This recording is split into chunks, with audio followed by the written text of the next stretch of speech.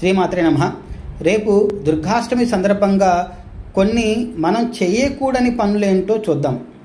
So చెయ్యకూడని పనులు ఏమిటి అంటే, రేపు మద్యానికి మాంసానికి దూరంగా ఉండడం అన్నిటికన్నా ఉత్తమమైనది.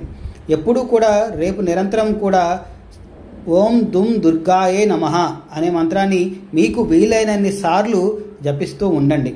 అలాగే ఎప్పుడూ కూడా రేపు కోపం అనేది అసలు ఎవరి మీద మీరు కోపం అనేది ప్రదర్శించవద్దు. ఎవరి మీద చికాకులు అనేవి ప్రదర్శించవద్దు. అంటే కోపము, చిరాకు అలాంటివి ఏవైనా ఉంటే కానీ రేపు ఒక్కరోజు కూడా మీరు మీ కంట్రోల్లో ఉంచుకోండి. ఎస్పెషల్లీ రేపు చాలామంది కూడా కుమారి పూజను చేస్తూ ఉంటారు. కుమారి పూజను చేసేటప్పుడు అందుకని ఆ కుమారి పూజ జరుగుతుంది కాబట్టి రేపు ఎట్టి పరిస్థితుల్లోనూ ఆడవారిని కానీ చిన్నపిల్లల్ని కానీ ఇంకా ఎవరైనా సరే ఏ ఆడవారినైనా సరే వారిని ఎట్టి పరిస్థితుల్లో కూడా నిందించకూడదు. వారందరూ కూడా దుర్గామాత స్వరూపులే.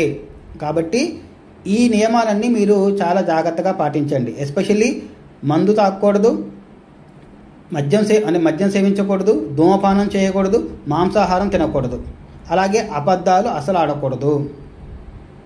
అలాగే ఎప్పుడు కూడా నిరంతరం మీరు ఆ దుర్గాదేవి యొక్క మంత్రాన్ని ఓం దుమ్ దుర్గాయ నమః అనే మంత్రాన్ని నిరంతరం మీకు వీలైనన్ని సార్లు జపిస్తూ ఉండండి.